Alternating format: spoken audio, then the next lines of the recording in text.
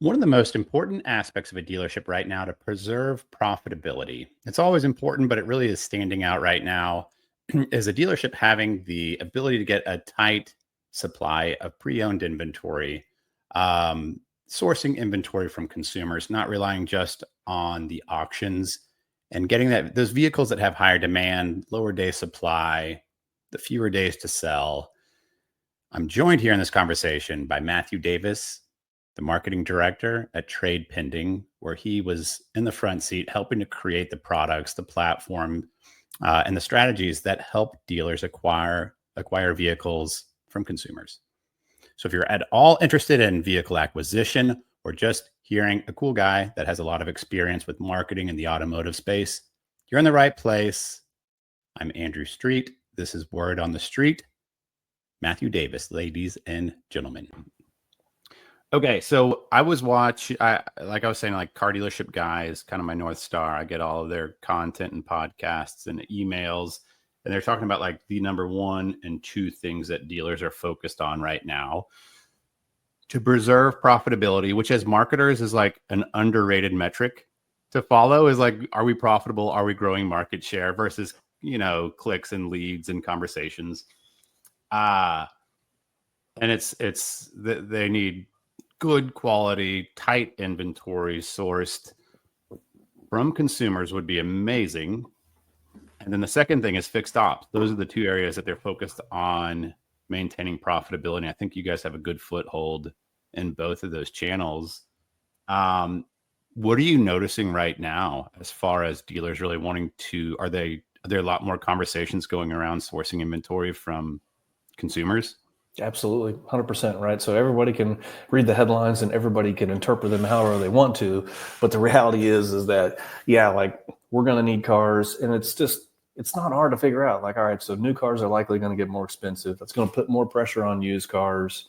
Used cars are going to get more expensive because there's going to be higher demand. It's already limited supply to some degree on those 1 to 3 year old certified pre-owns because of the COVID stuff. So there's all this pressure on used cars. So we got to go source more used cars. And if you look at the NADA stats they put out every year it creeps up a little bit higher, the amount of inventory that people are sourcing from the street.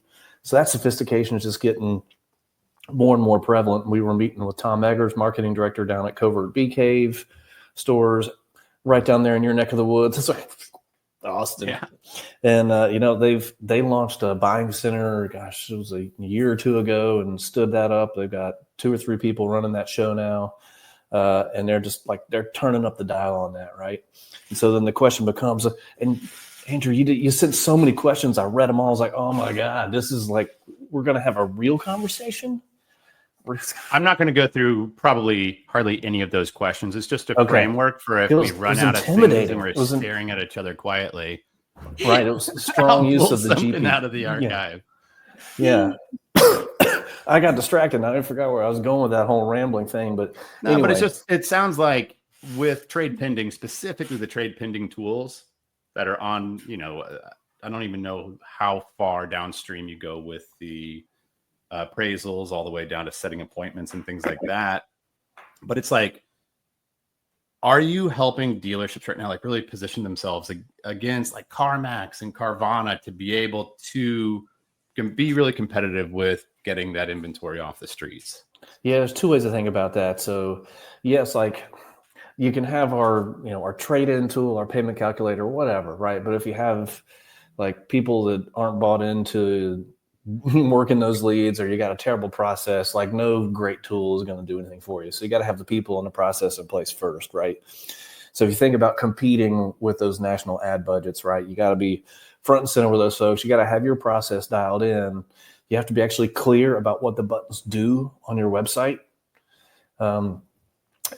So like if somebody wants to trade in their car and you surprise them and drop them into a chat, I don't care what every other vendor says. Like, that's not good. Call your buttons what they say they're going to do.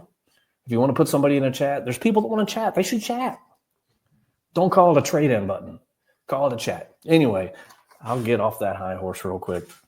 So you've got that piece of it. And so then there's this, when it comes to trade tools on websites, like I don't know. I can't think of a more boring topic for everybody to listen to because he's been around for so long. But there's a critical distinction here, right? Do you want to put people into a process that's 3 to 5 minutes where they got to go out to their car and get their VIN and upload 15 pictures? Or do you want to put somebody through like a 10-second process? And Andrew, that's a trick question because you probably want both of those situations, right? But you got to recognize like 95% of the people coming to your website are not going to get off the couch and go get their VIN and take pictures. So if you put them into that process, right, you're going to kill their website conversion. So if you're trying to source more inventory and compete with all these other folks that have $1 million ad budgets, you need as many at-bats as possible. You need as many of those trade-in leads coming as possible. And the way you do that is through lots of trade-in leads and then having good people in process to back it up. And then the other bit of it here, and then I'll catch my breath. Hold on, let me get my TradePending mug here. I'll tell a story about this in a second. So people are going to be holding on to their cars for longer, right? So when they are ready to trade, you have not been serving them television ads for 2 years with Kristen Bell and Dax Shepard about Carvana's value tracker. You've not been serving them tons of advertisements about, your service lane or whatever. So that's our newest, exciting, latest product called Value Watch. It's pretty much just like Carvana's value tracker, except instead of coming from Carvana, it comes from the dealership. It lets people sign up, get their monthly value of their car emailed or texted every single month. And what does Carvana not do? They don't do service. I know they got that one little dealership that they purchased, but they don't do service. So in that email, that text, it says, check out our service offers as well. So people that are pushing off buying a new car because the prices are going up or consumer confidence, whatever it may be, they're now being reminded, yep, here is our service specialist. You should be coming to us for service. And when you're ready to trade in, you're top of mind, whether that's 3 months from now or 3 years from now. How did I do? Was that a passing grade on that answer? Can you say it again? I wasn't listening. I had I don't know if you heard it, but there's like a huge lightning bolt that just crashed behind you when you pulled up your TradePending mug. It's a huge thunderstorm rolling through right now. There we go. Yeah.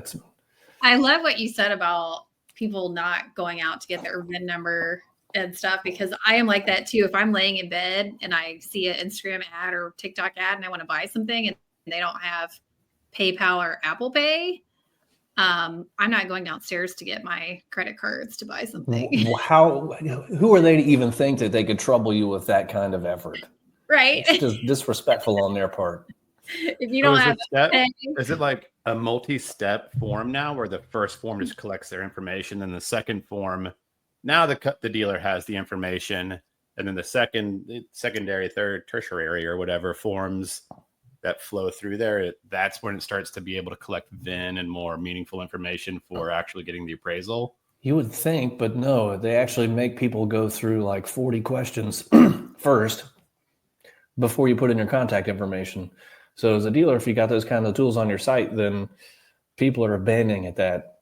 They're abandoning that process before they even get to that stage. We looked at one just the other day, and it's like they actually give you a little trade-in range before you put anything in. So it's like, well, why would I give you my contact information? Now you give me a range. So some real head scratchers out there when it comes to user experience. Okay, so like the dealers who are lighting it up right now that you can observe from your desk with getting a healthy flow of tight inventory from consumers, is there something like outside of process and having the right widgets in place and tools? Is there something that they're doing with like outbound or inbound advertising to help really stimulate those appraisal forms? I mean, I want to hear your answer on that because this is what you do, but I'll give you. I'm teeing myself up for the record. You see, you're going to eventually come in with the right I don't know. Why don't you tell me? I mean, we assist, man. we do every month we publish for our customers. It's like a little dinky, like knowledge-based site, and in there it's an article. It's like, here's a plain text email that as a dealer you can send to your customers. Segment it however you want to in your CRM, but just don't do anything fancy. No banners, no headers, no fancy graphics. Just like it's an email coming from your desk, the GSM, the GM, And it's just like, hey, here's what's going on in the market. If you're looking to trade in, click here. If you want to know how much you can afford, click here. If you want to search your car, click here. And those work surprisingly well, just because it feels like it's actually coming from a person. But I mean, Andrew, what are you seeing people doing a great job of in terms of outbound marketing to drive? Matthew, I'm so glad you asked. I know. Here is my theory on this specifically. And we've tried different things with like graphic design stuff, but for like an appraisal tool that's baked into the website. Is that right? I don't know. What was it's an appraisal tool on the dealership's website. Yes. Yeah. A trade-in calculator, whatever you want to call it. I've been trying this with some things, and you don't need a lot of money or creative genius, but like just do a simple, like what I've been doing is like Instagram green screen, where it just like takes out the background. You can put whatever you want and take a screenshot of the dealership's landing page that the customer is going to go to that has those buttons on it. And then behind me, I'm going to, start the graphic with everybody driving a Ford. We're doing a Ford acquisition push all during the month of May. Your Ford's never be worth more. And the next screen is like, come to our website and click our 3-minute appraisal or 60-second appraisal or whatever it is right here, and point at that button and walk them through those first steps. And then the video, if they tap it, they go through. But if they keep watching the video, you can just articulate what those steps look like and why it's valuable for them to do this right now to get the appraisal. And then from the social advertising side, which is where we're really baked in, we can do email and other things. But just to go through their news feed, go through their stories with that video of a honest-faced person that either works at the dealership or doesn't. That's just pointing out how to go through the flow. And now, instead of just blanketing everybody in the market, you can use any of these data providers and target people driving specifically Fords. So now it stands out where that person's going to share that message with somebody. Be like, do you know somebody driving a Ford? Right now, we're doing a Ford, blah, blah, blah. And now we're targeting those high value, quick to sell, great pre-owned vehicles for us to be able to have a profit on, but also customers want to buy them. We can, target people driving those specific vehicles. And if we're close, maybe that person's name is on the vehicle registration, but their wife drives it, and they could send that message to their spouse or whatever. Right. And try to ramp up those leads off the streets, doing something that I imagine like CarMax and all those other big players aren't doing. Yeah. I've got 2 responses to that. The first one, you guys are welcome to take and use this, but I think what you should be doing on social media is A/B testing different ad copy. One says tariffs are amazing and one says tariffs are terrible. And just use that, drive out to a landing page. You can probably source like the most amount of cars ever doing that. Yeah. Feel free to use that. The second one is, I don't know when the news happened. Maybe it's like recently, I think, though, like Zuckerberg, that the Facebook guy, he came out and said that you should trust us to build your audiences and develop your creative for you automatically. How do you feel about that? Say that again. I keep getting these weather alerts right now that are coming in because there's a storm rolling through town. Oh, You're really not even paying attention. This and is then it goes, this is your show. Oh. I'm turning off these weather alerts that are going on my computer and on my phone right now. So Zuck came out. So it was an interview or a Facebook something or other. When I get my marketing news every day, I just kind of gloss over it, and it's like Zuckerberg, TikTok, okay, whatever. But this one was, he said that Facebook can do a better job at building audiences than you can, and they can do a better job of making the creative assets as well too, using AI. So you should trust Facebook. Just give us your money and we'll create the ad, we'll create the content, we'll create the copy, and we'll build the audience for you. Trust us, what could go wrong? Here's where they are. They're at this intersection of having the most mature signal as far as like any other platform really understanding. You mean it's mostly like old people that still use Facebook? Is that what you mean by mature? It's aunts, it's uncles that buy vehicles. Then that's also on Instagram. They're collecting it. But what they do have is they have a pixel on CarMax, on every car dealership's website. They have Facebook Marketplace data about who's shopping for what types of vehicle in Facebook Marketplace, who's going to these dealership websites, what they're clicking on, where they're going. So they know who is in market. So as like the advertiser, like in my experience as advertisers, we're like so predisposed to wanting to like get into ad campaigns and adjust things and tweak things and think we're going to outsmart the program, when actually if you just like turn on automotive inventory ads, just like the inventory with cars and prices, and don't touch it, don't ever touch it unless you really have to touch it for some reason. It'll get smarter and smarter and smarter, and realize you're advertising cars to people who are buying those types of cars. And whether it's like, messages for credit challenged people or, high-end luxury vehicles, it starts to figure out pretty damn quickly who you're going after. It's making it sound easy. Like, I'm going to start my own agency tomorrow and call it Dealer GMO, and we're just going to do Facebook ads. Remind me after this call. We're going to send them a cease and desist. So that's for just merchandising inventory. But for the other messaging, like the nuance of what we're talking about with like the trade-in and the acquisition campaigns and the loyalty and the services, that's where a relatively more sophisticated agency or a dealership even can use their DMS data. They can use DMV data to target people driving specific vehicles and get out ahead of Facebook trying to figure out what you're doing. And on the AI front, it's mind-blowingly amazing right now to be able to make co-op compliant creative without getting a film crew and a photographer and go out to a mountain in Georgia, like to shoot the right type of content. But we can just create it right now.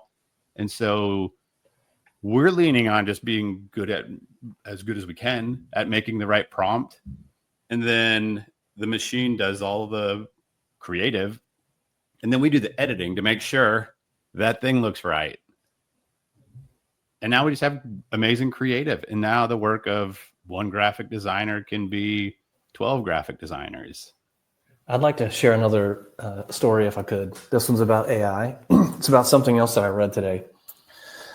And on LinkedIn, North Koreans are using AI, like a whole crap ton of LinkedIn profiles and applying to jobs.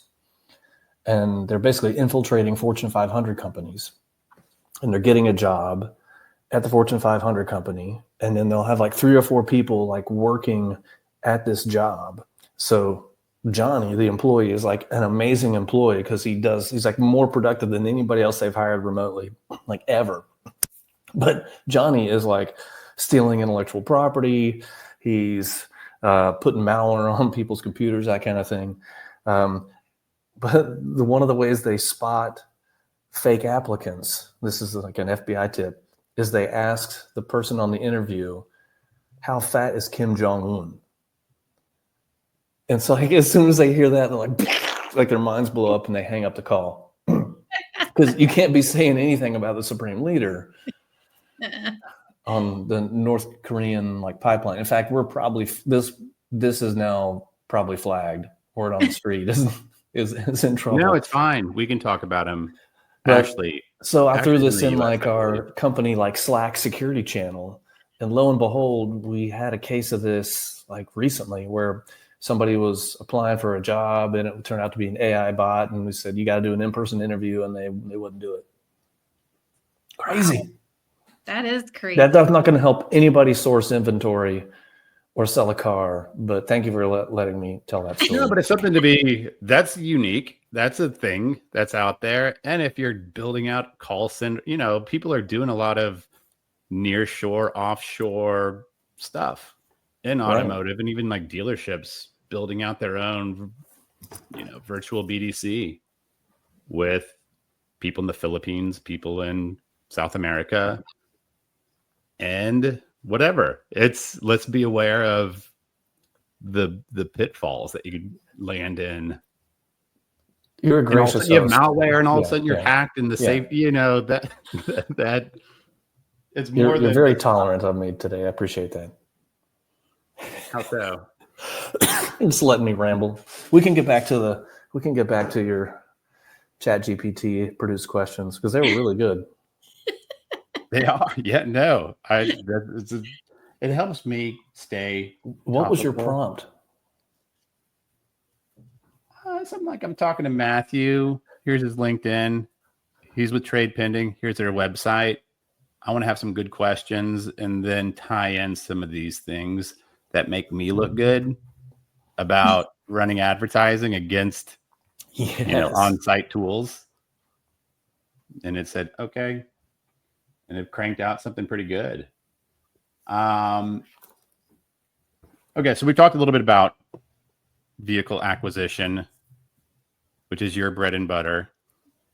And what's the second biggest, was that the biggest thing that you guys are leaning on right now as far as kind of like the product you think dealers are sinking their teeth into? Yes. So certainly the trade-in tool, the guaranteed offer tool, those are the bread and butter. We've had them the longest. The payment calculator, we call it payments. The trade-in tool is called trade. The offer tool is called offer. If you can see a theme here. Yeah, self-evident. It's pretty impactful marketing when it comes to product names we do here.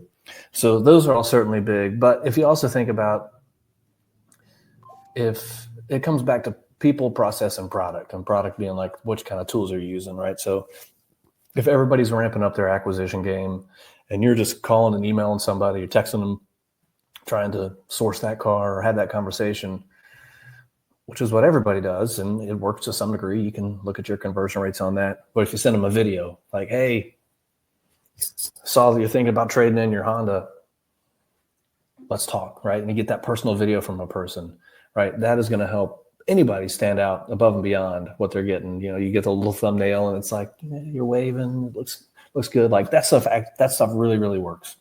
No doubt. Okay. And that's translating into people filling out applications, people coming in for trades. And I know that you guys, I don't know, but I'm pretty positive you guys have been doing like a pretty concerted focus on helping dealers with loyalty. That is correct. Man, what a great question. I'm glad you asked. I did. Yeah, that's so the average person holds onto their car for like 45 years now, or whatever that number. Maybe it was like 12, but it's a long time. Or admits the average age of the car on the road is, approaching 12, 13 years, right? So what does that mean? They need to service it. And then you come back and like, all right, you got Jiffy Lube, you got Lube Jiffy, you got the tire stores. Everyone's advertising to these people year round, thousands of times a year. I mean, correct me if I'm wrong here, but dealerships typically don't do a lot of service marketing. Yet it remains like the most profitable side of the business, right? So you want people coming back into the dealership. How do you do that? Well, the first thing you actually have to, your offers need to be on the website and what they cost. So if you don't have that, they can't find it. Well, they're just going to go someplace else that actually does advertise the service offers and what they cost. So that's kind of step number one. And then it comes all the way back around to how do you communicate that in a way that provides value to people, not just pounding them over the head every couple of weeks or any type of channel or medium like, hey, check out our specials, check out our offers, right? So that's where the whole value watch piece plays in just extremely well, right?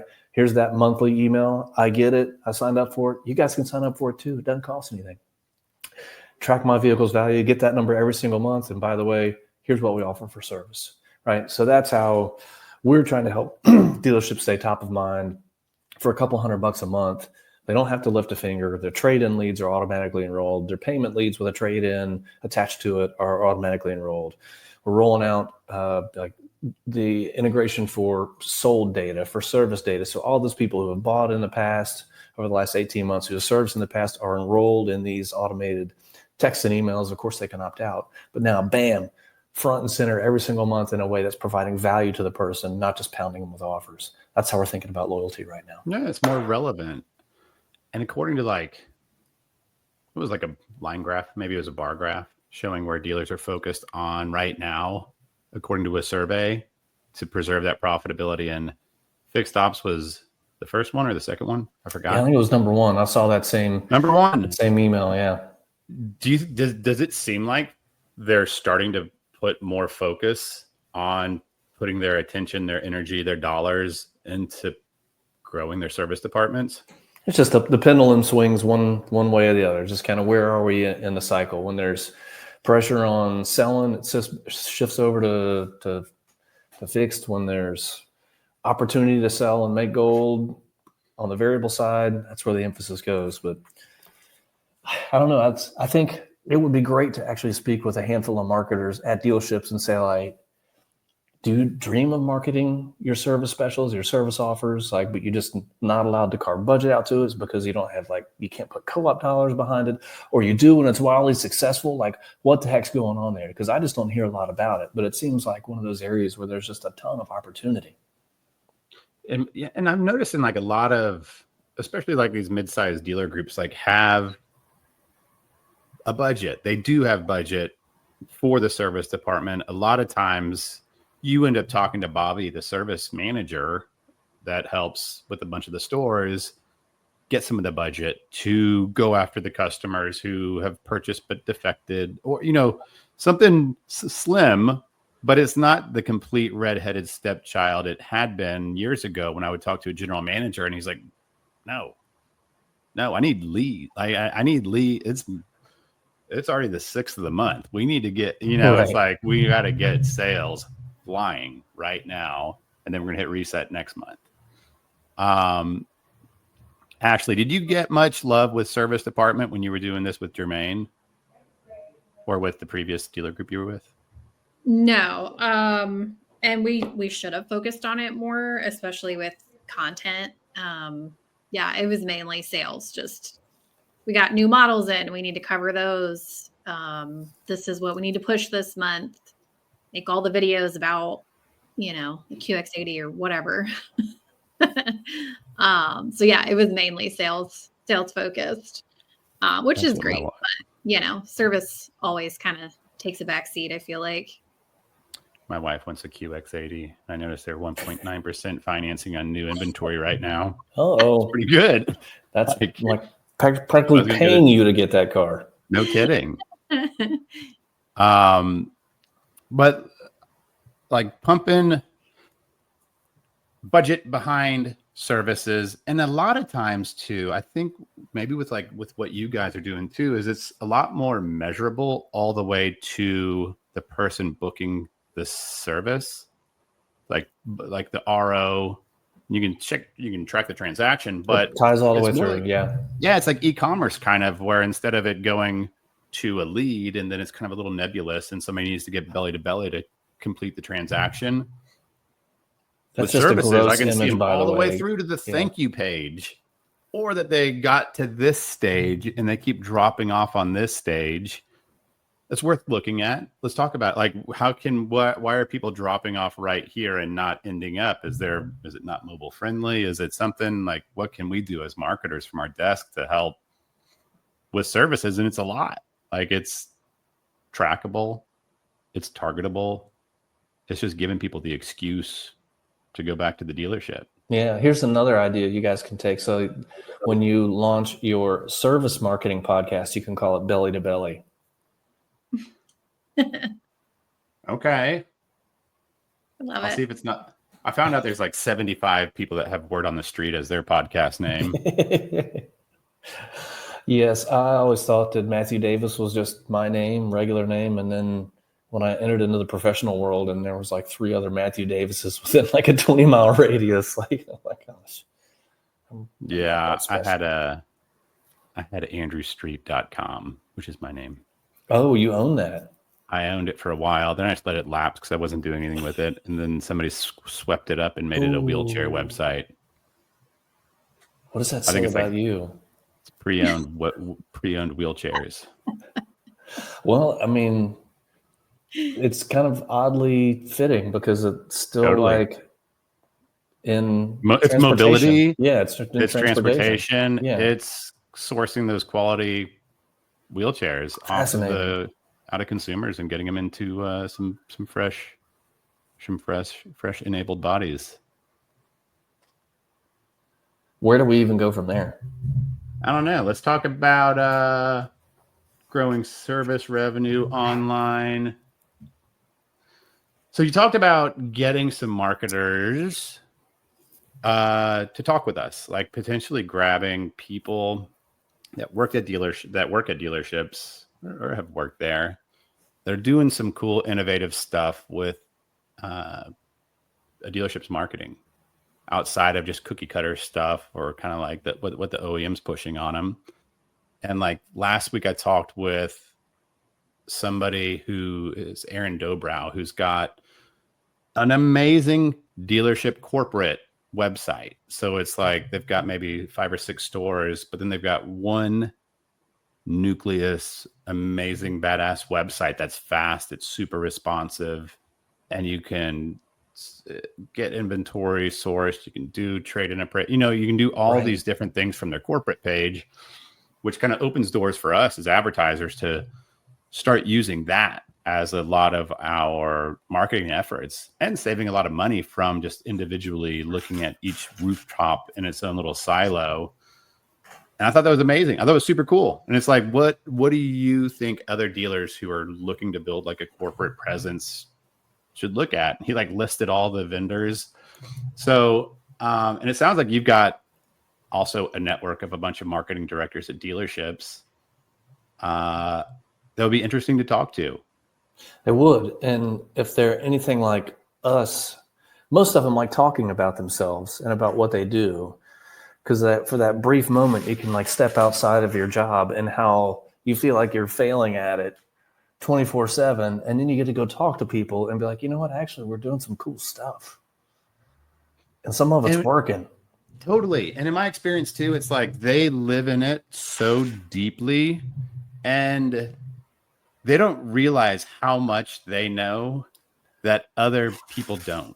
You just assume everybody does. And also when you start talking to a lot of people about it, it's kind of like going over their heads, but they're like, oh my God, hold on. Where's my pen? Like what was the name of that provider who made that corporate website? I feel like I would be terrible at automotive retail marketing. Like, I know how to tell a story and do the kind of fluffy stuff, but man, they do some intricate, nuanced stuff. You guys do that. You're essentially like you're a marketing arm, sort of. We're a puzzle piece of what they're doing. Don't sell yourself short. We're great. I mean, you're not gonna get a great puzzle if you don't have this puzzle piece connected to some other ones. That's right. And it's a small puzzle. It's not like a 5,000 piece puzzle. Like you guys are a really good corner piece, like on like a 10 piece puzzle, like really that important. Puzzle would look stupid without it. But it's like a dealer marketing person, like I feel like there's different types. Like a lot of dealers kind of hire people sort of fresh out of like creative schools, and it's like that person wants to do the hashtagging and the stuff on social and the organic stuff and do kind of the lightweight feel good stuff. And then all the way up to like a seasoned pro that's a little long, like that's a saber-toothed tiger of the industry. That's like unlocking co-op budgets and organizing events and finding third-party sponsors, all these much further downstream things than just like the organic content. Totally. And as from our desk, it's like figuring out who they have, what resources they have at the dealership, and then what we can do from our desks to help that person, help unlock that person, help make that person look good in front of their boss, and ultimately help impact the bottom line. But yeah, I don't think I would be good at it.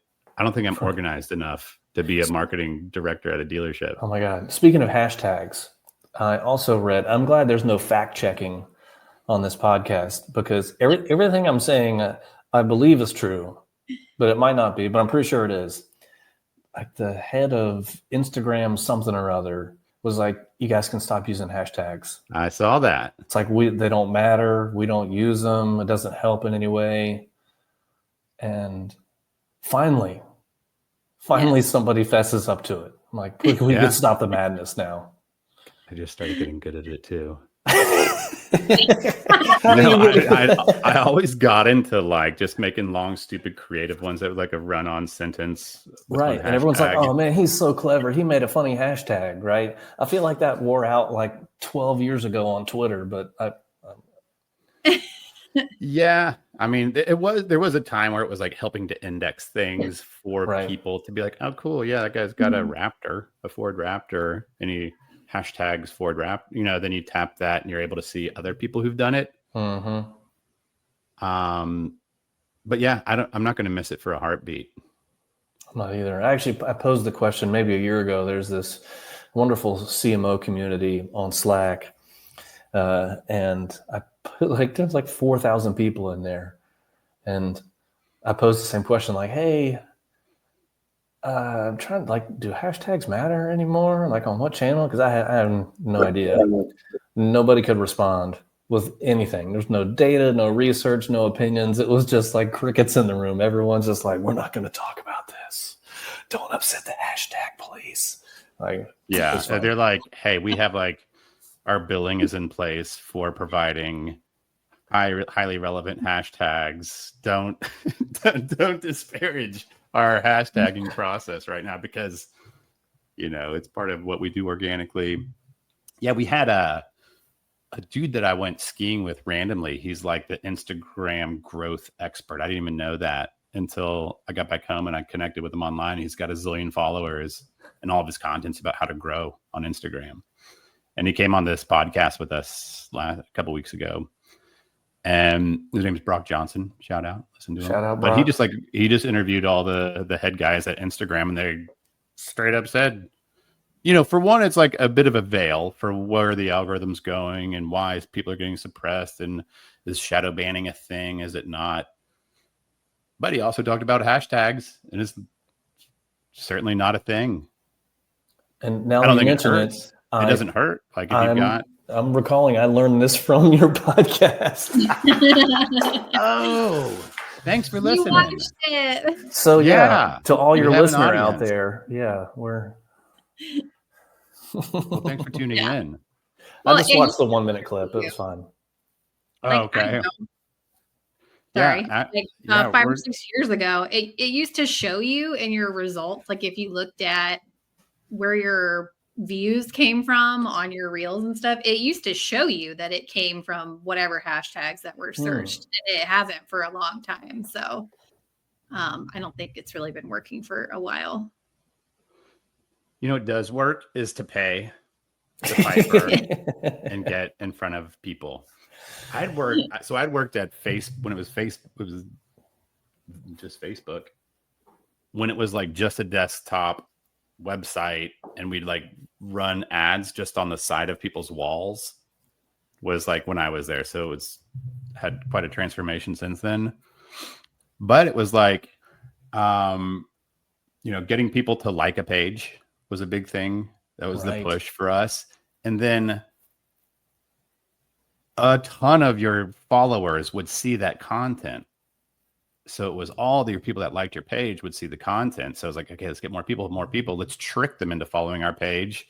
So if you like Ford Mustangs, then like trick them into liking this Ford dealership too. Everybody would see the organic content. It was free advertising, and then it got shut off immediately, where all of a sudden it was like dwindled down to like 1 or 2% or 3%, whatever insignificant number of those followers would see it. I'm like, cool. Let's stop doing content. Like, we were trying to provide content as an ad agency. We get these super creative journalism student writers that just couldn't emulate what it was like to work at the dealership. And they didn't know the pulse of the staff and the service department and the inventory. And Susan, that's been working there for 20 years, and her daughter now started working there, and all these cool stories that you can like actually capture with the content while we're trying to do it from our end. And it was like the lowest margin, highest scrutiny, worst thing that we were providing. And so we stopped immediately too and just started running ads and be like, cool, you built out this audience. Everybody felt like their followers are being held hostage by Facebook and Instagram and all these platforms. But let's be the ones that are paying. Let's be the ones that are paying to get in front of not only them, but people that look like them and their friends. that can see that their friends already follow your dealership, and we can put their name, let's be the ones that are going to be fast and spending. And this is like 2013, when not a lot of dealers, 2012, when dealers weren't really spending. And so we had some whoppers coming in spending $25,000, $30,000 a month just on Facebook. And it was crushing. It still works super well. You just got to be creative because there's so much noise. Not just other dealerships, but there's just so much noise. And how to, like, that's what keeps me up at night, is like thinking about, like, okay, how can we stay creative, like, and not fall into this pit of metrics of the lowest cost per VDP view or whatever? How can we keep messages out there that are relevant? Yeah, and then you can get into the entire, brand versus demand debate there. Like, so to what extent is it just important to have the brand name exposed versus everything has to be held accountable to a return on investment? Yuck. That's such a tough argument to debate. It's a conversation, though. That's not hard to have. But what happens is, because like 2% of dealers are branding on social, according to Facebook. So according to Facebook, 2% of the dealers are actually branding, which gives us an opportunity to not just run carousel ads. Let's run a big story ad that takes up people's entire phones. And I don't care if people click on it and come to the website or they fill out a lead form. That'd be super cool if they did. I just want them to see it and watch the video. And so we're going to look at that as reach and frequency. Can you agree that that's an important metric? And the dealer says, cool, I like what you just said. And then a few months in, they're like, okay, let's How many leads double we get from down that? on this. Yeah, let's double down on leads. Yeah, in theory, you would see all the other kind of leading indicators like, hey, we're getting sales cycles are shortening, we're getting more people through the door, that kind of thing that the branding can impact. Yeah, you're right. It's a fun conversation. I think you guys are like in the middle, in the trenches of this, like, customer flow on the website. Oh, yeah. Yeah, and like where people fall off, where people shine. Is there some like insights that you could provide? Because I just talked with this dude about websites. Right. Now I'm thinking like I'm a website expert. Yeah, we have a website. Yes. We've got that going for it. No, so there's a handful of things.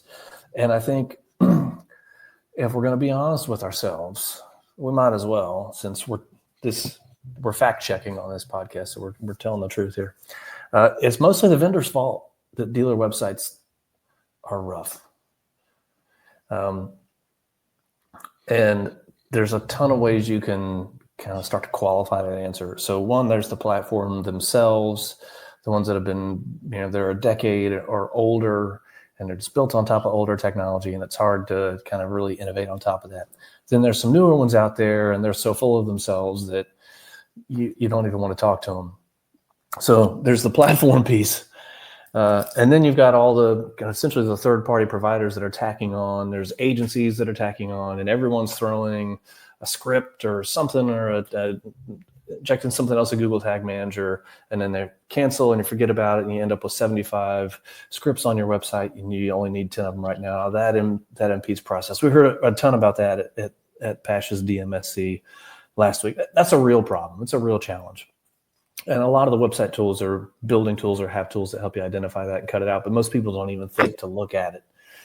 And then lastly is the kind of the bucket of the CTA wars, as we like to say. And that's all of us third-party vendors coming in and saying, like, we got the greatest widget of all time and put it on your website. And God bless this industry, because people are willing to try. They're willing to experiment. Like, no one's really like stuck in their ways necessarily. That's a really, really great thing. It's not always great when people want to cancel to try something is not going to work for them. But so you end up with proliferation of freaking buttons. And it's like the chat pop-up, a value your trade pop-up, a payment pop-up. Then you go to like an SRP or VDP, and there's 10 calls to action. And you're just like, oh shit, what is going on? So like, less is more, right? And the reason for all that is because everybody's got to sell. but no one's really taking into account the big picture of like, here's what's actually going to be beneficial for the end user and what's actually going to derive the most results. It's pie in the sky to think that you could have people kind of come together and agree on that, but it's our job as the responsible vendors or partners in the space to try to educate on that. Like, hey, you could have 3 trade-in buttons on your website, but do you really need 3? You probably just want 1. And what do you want it to do? Do you want to try to fully appraise a car online so you have a penny perfect number, or do you want to try to capture as many people as possible? What's your strategy? All right, let's point you this way or that way. That's the idealist talking right there. Yeah. I don't know the reality of that, but no, it's true. And it's like that's what I like about Google Analytics. Not necessarily just like it's a reporting thing that's the barometer for success of any marketing you're doing, except for it shows like a cool cross section of everyone's sort of falling off here. And this source is bouncing really quick. It's not because maybe it's a bad advertiser. It's like when I see our trafficking bouncing really high, it's like, have we looked at it on mobile? Have we looked at the flow of somebody clicking on this ad and what happens next? And like what we see is hopefully we catch it quickly, and we're not looking at our ads on these big, beautiful monitors, because nobody's going to be looking at our ads on beautiful monitors. They're going to be screaming past them on their phone while they're, sitting on a subway or whatever. And then they tap on it.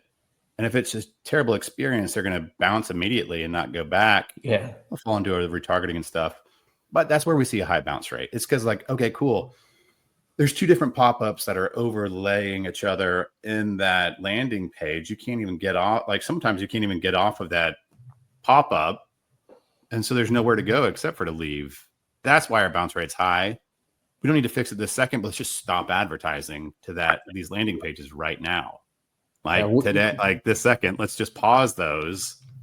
Let's alert our contact there that we need some workaround, or can they pull one? There's always a story to unfold by just initially seeing this data, being able to tell something. Like, cool, it's bouncing fast. Now let's figure out why.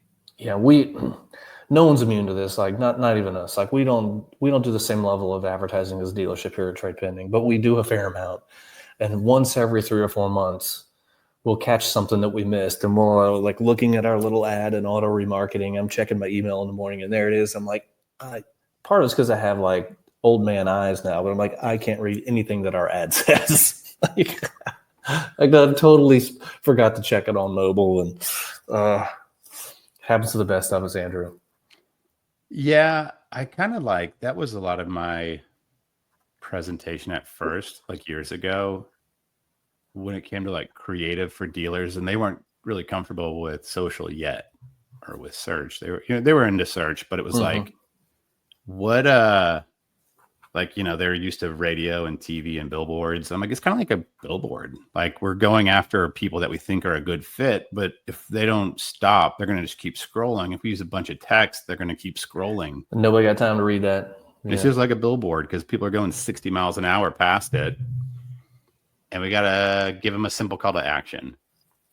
It's the click right here. And where does that go? Does it go to a lead form? So it's good stuff. So what else? What are you guys cooking up right now? That's awesome. I know you've got video products, you've got trade-in tools, you've got appraisal tools, you've got service department help. Yeah, see, like rattling off everything. Like, thank you for that. Just covering all the bases. We're putting more emphasis on customer loyalty, ownership loyalty. So we have the Value Watch product. There's just a ton of enhancements that we're building around that, so that we're providing our customers and dealers the ability to stay in front of their audience, which they own, right, in their market in ways that provide value to them and aren't just pounding them over the head with more commercials. Like, please continue pounding, but let's give you some other alternative means to reach people, to stay in front of people, so when they are ready to transact, whether that's to trade in or to get some service or to buy a car, you're right there top of mind with Carvana and CarMax. And I mean, gosh, a great example of this, a couple months ago, some neighbors getting rid of a car they didn't need anymore. And then the question, like to the neighborhood email listserv, was, should I do Carvana or CarMax?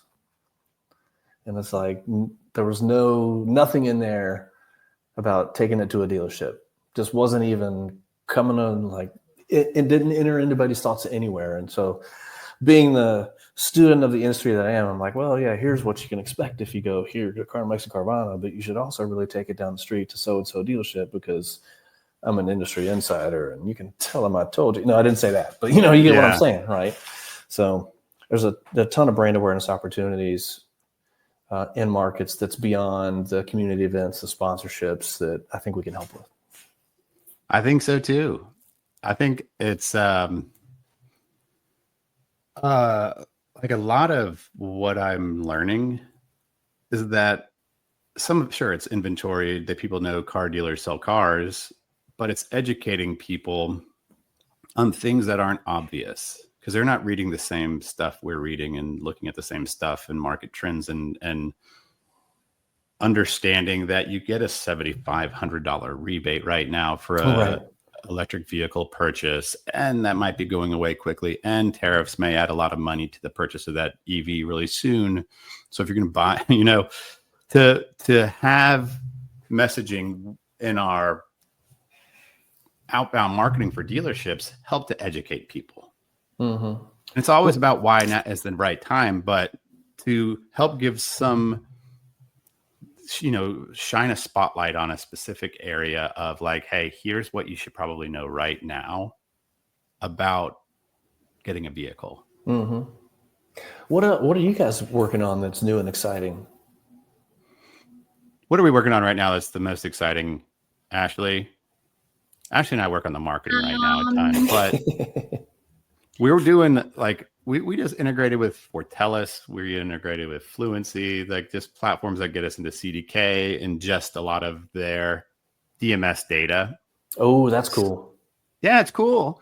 I mean, it doesn't sound as cool as it really is because it's like marketing nerd cool, but yeah, well, it makes us fast. It makes us be able to automate things to where when customers purchase, they stop getting sales ads and start getting thank you ads and follow our page ads. And here's the service department. Here's our service manager. Here's Hector, who's worked in the service department for 24 years. And here's why he specializes in the brand that you purchased. And here's why it's valuable for you to come back. Yes, that's cool. And so the goal is for us to be able to work on unique metrics beyond just clicks and stuff, to be able to think of your service retention's at 30%. Let's look at this in 90 days. And here's the efforts and the budget I'm going to use to try to grow that to 35% within 90 days of people going from sales into service. And let's look at that. Let's have that be the metric we look at. And then we'll back it up with all these other metrics to see if it's working, if customers are actually engaging with it. So that's fun. What else? Getting more video content. We're testing out new platforms like TikTok. We've got email. Since we own all this data about what consumers are driving, we're doing a lot of email marketing on behalf of dealers too. So getting them in their inbox and their news feed and their stories and their reels. So the same person's getting the hell out of our message where we're surrounding people to where they're like, hey, I see you guys everywhere. Right. I know you want to buy my vehicle. Yeah. It's like, I think that's the fallacy that marketers that we have, that like we're hitting all these channels and we think that everybody is going to see them everywhere. And the reality is it's like, we're lucky if like 5% see it on any given channel of like who we're trying to reach. I made that number up, but I mean, gosh, that's one of the reasons that we do a ton of print advertising here at TradePending is because I have a theory that probably only 15-20% of our addressable market will actually see anything we ever put out on social media. You're doing print on behalf of TradePending or on behalf of dealers? On TradePending, like from our marketing approach here. I'm giving away all the secrets here, but fortunately, probably none of the other automotive software marketers are going to listen to this. But I think you might have been our first listener when you listened to my last Yes. I'm not sure. My parents always give like some kind of cursory listen when I do something like this. But so we mailing out like 1,300 of these mugs. then like another like 1,500 that say best GM ever. I'm like, what person doesn't want to have a mug that says they're the best ever? I love that. And then in theory, when our SDR team calls them 400 times, they will eventually pick up and say like, oh yeah, I got the mug. Thank you so much, and hang up. Or they'll be like, you know what? I've really enjoyed this mug. I'll give you 5 minutes. Tell me what you got. And they've been distributed already. They're in flight. Cool. We put this Was together that at the start inspired of by our vendor 20 group presentation? I don't know if it was. Somebody got what up. Was that when April Simmons came on? And no, it was the one in Dallas. There was a vendor in there who sends out. Oh yeah, that was Scott at Volley. Yeah, we've had this thing cooking for months. Okay. It takes a long time to get mugs from China, and now they're more expensive. So we're having to. Now you might not ever get them. We're re-onshoring our off-shored mugs. Something. Yeah, damn computer chips, whatever there's in there. Yeah, I mean, these are the conversations we were just talking about this morning. Is like, when does it go from marketing qualified lead to a sales qualified lead? When does our sales team call them? And we're in the opinion of like, as soon as we think, whatever, when people start engaging with us. Right. Yeah. Whenever you deem a marketing qualified lead to be, right, that determines the response. Like for us, if somebody signs up for a webinar, I'm probably not calling them right away to sell them software. They came to learn something. They're way up here. Like they're way back there in the funnel, like back right over the bird. Where is it? It's hard to do backwards. There we go. Hey, buddy. But if they've asked for a demo, freaking call them. Like 2 minutes. What are you waiting for? Yeah. We've got some scoring, and it's like as soon as somebody opens the email, then clicks on a video that's in the email, then they download the guide. Is that enough? Yeah. We've tried scoring so many times, and just I think that might work if you're dealing with like thousands and thousands of leads a month. We don't deal in thousands of leads a month, so it's like, all right, somebody did something, call them. Right. Actually, most of the data, they say, "How dare you? I just barely dipped my toe in the water." Yeah, most of the stuff we don't even send over to the sales team when it happens. It's just like, hey, here's a report of things that happened this month. Take a look. But obviously, if somebody wants to buy a car, the quicker you respond to them, the better it's going to be. If somebody asks for a demo of your software, you need to be responding in minutes, not hours, not days. Yeah. That's what I say too. It's like, we're trying to build out the same system for their dealership. Let's show them the system up front. Hey, you just filled out this lead form to download a guide. I hope it's useful. Like, have you been able to open it up? Yeah, I see you haven't opened it up. Like, who cares? It's maybe a little bit invasive, but that's exactly what we're trying to set up. We wouldn't be in marketing if we were afraid of being invasive. Totally. So you spent some time in dealerships doing some man on the street interviews. How did that start? Oof. Well, sorry. No, I was curious. The same thing. It's great. So, a couple years ago, we bought into the idea.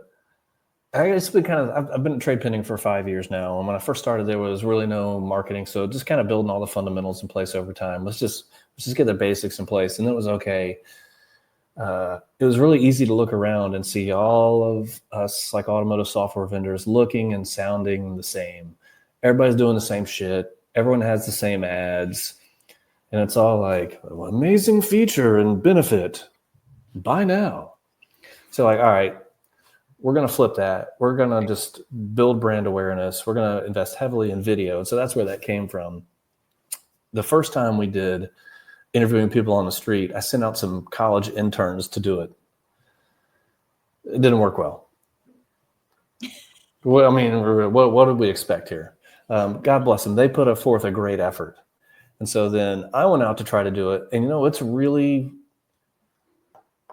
it can be really awkward to stop people on the street and ask them to talk about cars. I've gotten a lot better at it.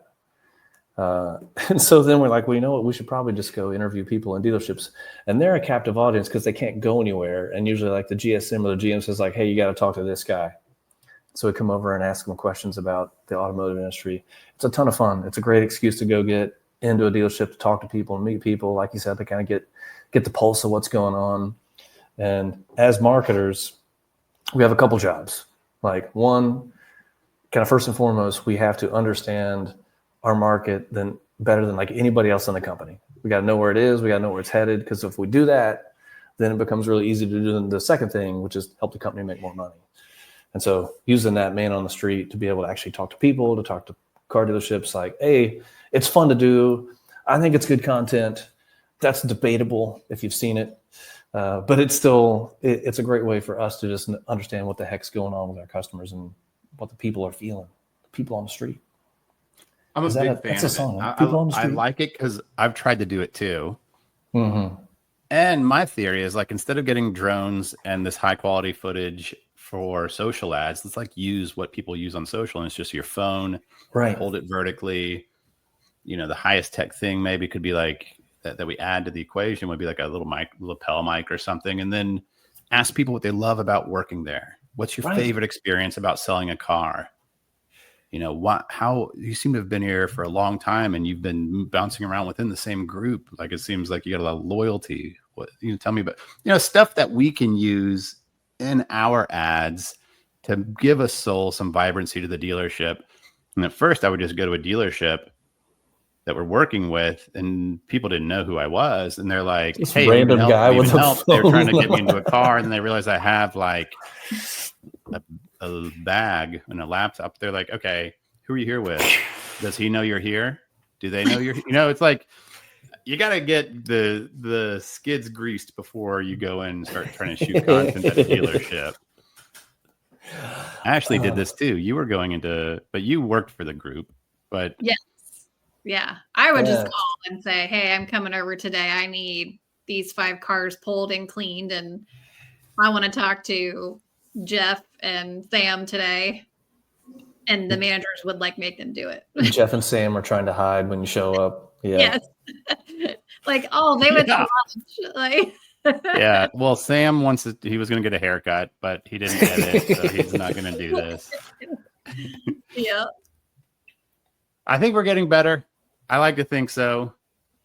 I like to think we're doing what we can from our end to be more creative and outside the box. Not us, but like you, us, a handful of people that we work around. I want everybody else to stay in the box. I love it. Yes. Please. Because that just gives us the latitude programmatic and automation while we still push the envelope on more of what marketing is, and it's creative and what's the message and who's seeing it versus let's have a robot run our ads. Can optimize all the little fine little points of a campaign and tweak this to try to get a better conversion rate or better CPC on that. But none of it matters if your strategy at the top sucks. Amen. Amen. Amen. Ashley and I are pretty biblical these days. Okay. Well, Matthew, I think Hallelujah. we've talked about it all. We've talked about trades. We've talked about acquisition. We've talked about the flow for customers getting through to completing their trade-in appraisal tool. We've talked about fixed ops. We've talked about North Korea. We talked about North Korea. We talked about AI. Yeah. I'm not talking Allen Iverson. I'm talking about the real deal automation. And thanks. How do people connect with you or follow you? Matthew@TradePending.com is the email address. Pretty easy. And then, if you look up TradePending, you could throw a rock and find my face on some post somewhere. I'm easy to find. Yeah. Well, keep it up, man. We're big cheerleaders of what you're doing. And let's make some excuses to do some work together. Thank you, Ashley and Andrew, for having me on.